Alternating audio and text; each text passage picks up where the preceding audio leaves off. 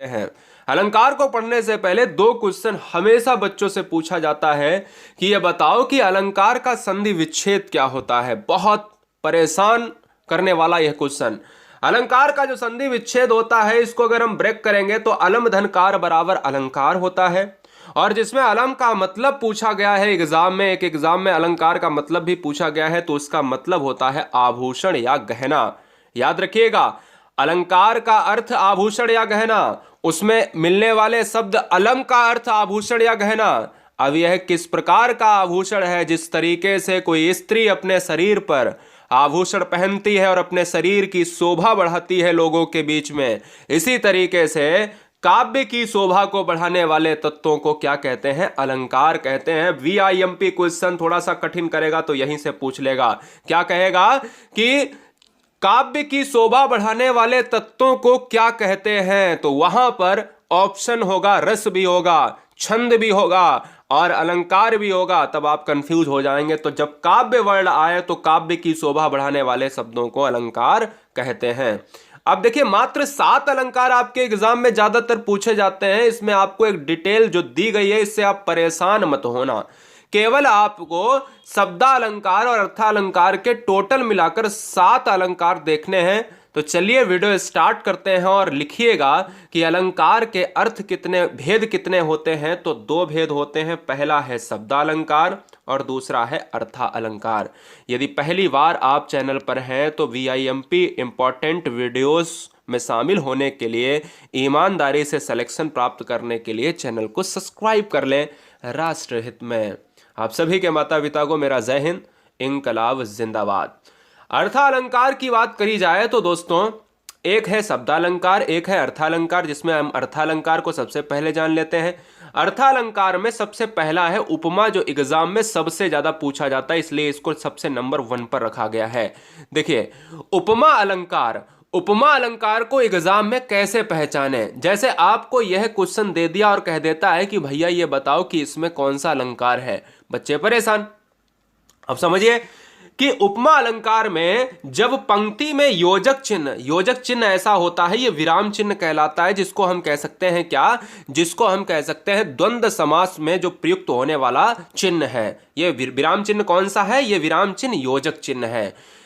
याद रखें, जब पंक्ति में विराम चिन्ह का योजक चिन्ह, जब पंक्ति में, या ऐसे कर लो, संयोजक या योजक चिन्ह आए और साथ में सा, सी, से, सरिस, ये सभी आए, तब उपमा अलंकार होगा। मेरी बात गौर से सुनना।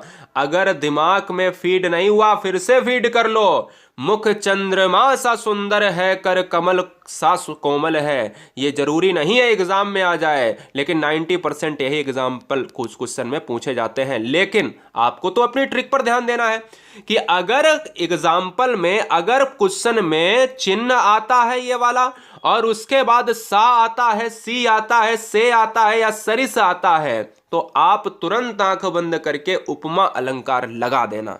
मेरी बात यहां पर गौर करना, रूपक अलंकार में कंफ्यूज मत होना फिर आगे चल के। चलिए पहले उत्प्रेक्षा देखें, फिर हम चलेंगे आगे। यदि पंक्ति में मनु मनहु, मानव जानो और जनु लिख लीजिएगा, और जनु, ठीक है ना।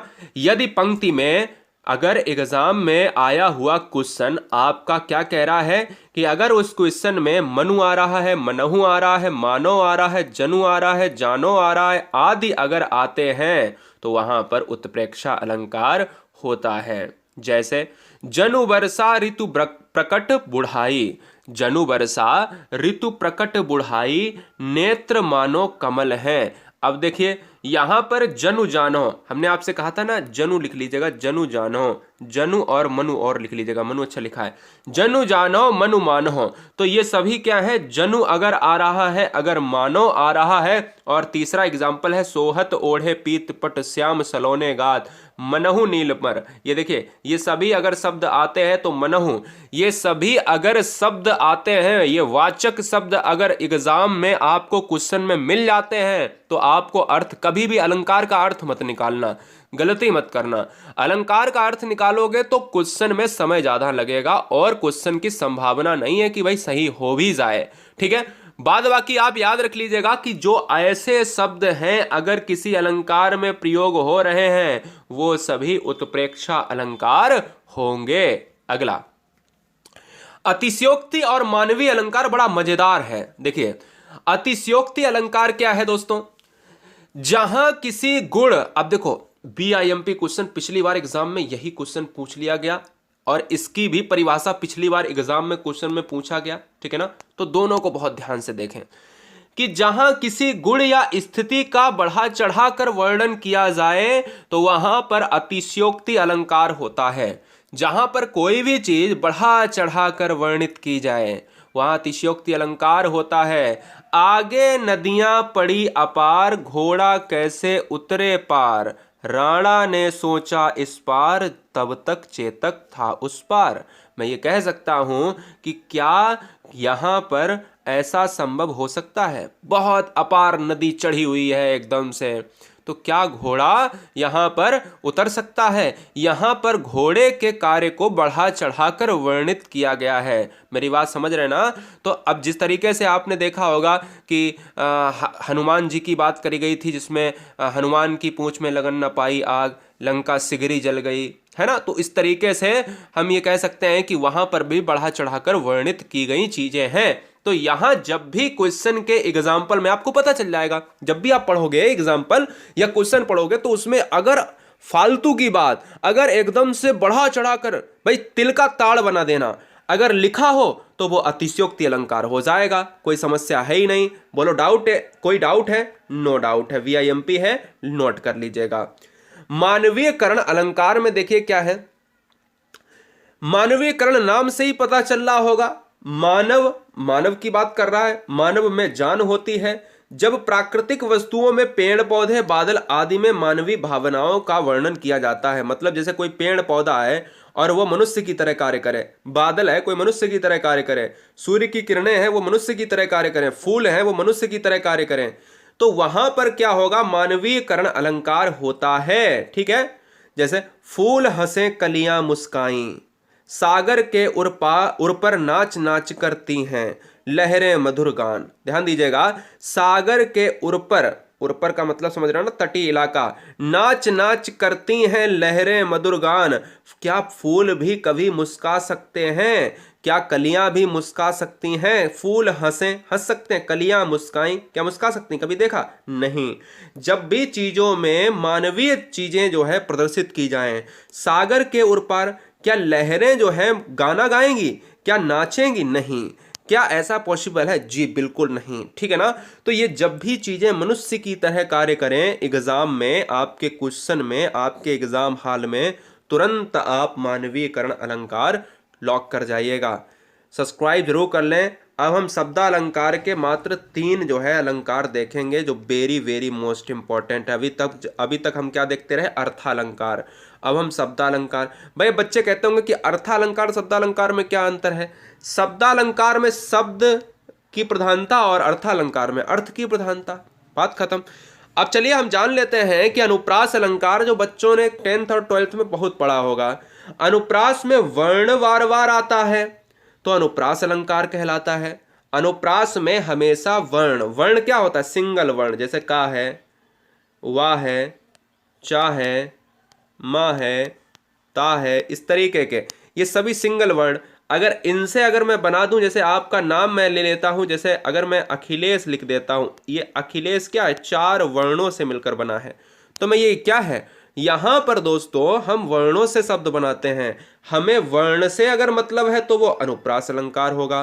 चारु चंद्र की चंचल किरणें खेल रही जलथल में, मधुर मधुर मुस्कान मनोहर मनुज वेश का उजियाला। याद रखिए, चारु चंद्र की चंचल किरणें, यहां पर वर्ण आ रहा है चा की आवृत्ति वार वार आ रही है, वार वार आ रही है, वहां अनुप्रास अलंकार होगा मेरे लाल। याद रखिएगा, क्लियर है? तो चीजें बिल्कुल क्लियर होनी चाहिए। अब मधुर मधुर मुस्कान मनोहर मनुज वेश का उजियाला, तो मैं ये कह सकता हूं कि मधुर मधुर, यहां पर मां वर्ण की आवृत्ति को देखा जा सकता है, तो मधुर मधुर मुस्कान मनोहर में, मनुज में भी यहां पर क्या है? मां है, तो मां की आवृत्ति है, ये वर्ण है, बार बार आया है। यमक अलंकार, एक ही शब्द एक से अधिक बार आए और अर्थ अनेक हो तो वहां पर यमक होगा। अब ध्यान दीजिए, शब्द और इधर देखिए ध्यान, वर्ण, वर्ण बार बार आ रहा था अनुप्रास, शब्द बार बार आ रहा है तो क्या हो जाएगा यमक। शब्द बड़ा होता है, वर्णों से मिलकर बनता है, जबकि वर्ण सिंगल वर्ड होता है। ठीक है। कनक कनकते सौगुनी, बच्चों को बहुत रटा हुआ है। एक स्वर्ण होता है और एक क्या होता है, दतूरा होता है। काली घटा का घमंड घटा, अब मुझे क्या यहां पर कोई मतलब निकालना है, मुझे क्या यहां पर बताने की भी आवश्यकता थी कि कनक कनक क्या होता है? नहीं ना, मुझे तो यह देखना है कि क्या दो सेम वर्ड यहां पर रिपीट हुए हैं। अगर दो या दो से अधिक बार रिपीट हुए हैं, एक से अधिक बार रिपीट हुए तो हो जाएगा काली घटा का घमंड घटा। ये देखिए घटा और ये देखिए घटा, अगर दो शब्द रिपीट हो जाएं तो यमक, अगर वर्ड रिपीट हो जाएं तो अनुप्रास। क्या समस्या है भैया, बताइए, कोई दिक्कत है? कोई अर्थ निकाला नहीं ना, तो सिंपल सी बात है। और ये दोस्तों इस वीडियो का लास्ट अलंकार है जो एग्जाम में थोड़ा बहुत पूछा जाता है। एक शब्द के अनेक अर्थ होते हैं। अब बच्चे कहेंगे कि सर यमक में और श्लेष में परेशानी बहुत होती है। देखो, श्लेष में परेशानी बिल्कुल होती होगी, मैं जान सकता हूं, लेकिन अगर क्वेश्चन में ये वाला तो एग्जाम्पल हर साल पूछा जाता है, तो इसको तो आप रट ही लीजिएगा। एक शब्द के अनेक अर्थ होते हैं। देखो अभी ये कह रहा था कि शब्द अलग अलग, शब्द एक होगा और उसके अर्थ अनेक होंगे। शब्द एक ही होगा और वो शब्द जो है बार बार रिपीट करेगा और उसके अर्थ क्या हो जाएंगे, उसके अर्थ जो है अनेक होंगे। लेकिन यहां पर क्या है, एक शब्द के अनेक अर्थ होते हैं। रहीमन पानी राखिए बिन पानी सब सून, पानी गए ना उबरे मोती मानुष चून। अगर कोई शब्द यहां पर यूज हुआ है तो उसके अर्थ एक ये हो सकता है, उसके अर्थ एक ये हो सकता है, उसका अर्थ ये हो सकता है, लेकिन ऐसा उसमें यमक में नहीं है। उसमें एक का अर्थ एक रहेगा, दूसरे का अर्थ दूसरा रहेगा। लेकिन यहां पर क्या है, इसका एक, इसका एक, इसका एक। पानी का पहला अर्थ है मनुष्य के संदर्भ में, जब इसका मतलब विनम्रता है तो रहीम क्या है, यहां पर रहीम दास की जो है, रहीम दास की क्या है, ये पंक्तियां हैं। और यहां पर मनुष्य हमेशा क्या कह रहे हैं, रहीम क्या कह रहे हैं कि मनुष्य हमेशा विनम्रता, विनम्रता का मतलब यहां पर यूज हुआ है पानी के शब्द में। और पानी का दूसरा अर्थ होता है आभा, तेज या चमक, जिसके बिना मोती का कोई मूल्य नहीं है। भाई मोती का अपना मूल्य उसकी चमकता से है, उसकी जो है आभा से है, उसके तेज से है। मेरी बात समझ रहे ना? तो जब भी कोई शब्द के अर्थ जो है एक या एक से अधिक बार होते हैं, उसी शब्द को हम श्लेष अलंकार को ऑप्शंस में निरूपित करते हैं। दोस्तों एक चीज और मैं बताना भूल गया, रूपक में देखिए यहां पर अगर चीजें आपके सामने हैं, रूपक अलंकार, हाँ रूपक में आता है, अर्थालंकार में आता है, तो रूपक को बहुत ध्यान से पढ़ लीजिएगा, मैं बता देता हूं। उपमा अलंकार और रूपक अलंकार को एक साथ बता देता हूं। जब पंक्ति में आ जाए डैश और उसके बाद सा और सी आता है तो वो उपमा अलंकार होता है। लेकिन जब डैश में डैश आए और उसके बाद सा सी ना आकर कोई दूसरा शब्द आ जाए तो रूपक हो जाएगा। बस इतना फर्क है, ये ट्रिक लिख लीजिए, गोल्डन ट्रिक है। रूपक की बच्चे कहेंगे सर रूपक नहीं बताया, ध्यान दीजिएगा। रूपक अलंकार वो अलंकार है जब डैश ये योजक चिन्ह जैसे यहां पर ये आया और सा आ गया तो ये उपमा हो गया। अगर यहां पर सा ना आता, कोई दूसरा शब्द आ जाता चंद्रमा के जैसे ही, जैसे अगर मैं कहता कि भैया रात दिन जैसे द्वंद्व समास होते ना, ये शब्द आ गए, तो ऐसे ही आपके एग्जाम्पल में शब्द आ जाएंगे। और अगर शब्द के बीचों में यहां पर योजक चिन्ह लगा है तो वो रूपक अलंकार हो जाएगा। ये बात दिमाग में फीड कर लीजिए। चैनल पर पहली बार हैं तो सब्सक्राइब कर लें। राष्ट्रहित में गुरुजी वर्ड एग्जाम स्टडी आपके परिवारों को जय हिंद करता है। आपके परिवारों को मेरा बहुत सारा प्यार, आदाब, सत श्री अकाल, ताल ठोक कर जय महाकाल। उम्मीद है कि ये वीडियो आपको बहुत पसंद आया होगा और ज़्यादा से ज़्यादा वीडियो बच्चों तक पहुंचाने का कष्ट करें, जिससे हर बच्चे का एग्ज़ाम इस बार क्रैक हो जाए। पूरे हिंदी का डिटेल का चैप्टर का नीचे का आप लिंक अगर क्लिक करेंगे तो आप 10-10 मिनट की सारी वीडियोस को वॉच कर लेंगे, तो मुझे नहीं लगता है कि यहाँ से एक भी क्वेश्चन आपके एग्ज़ाम में बाहर आ जाएगा। वंदे मातरम।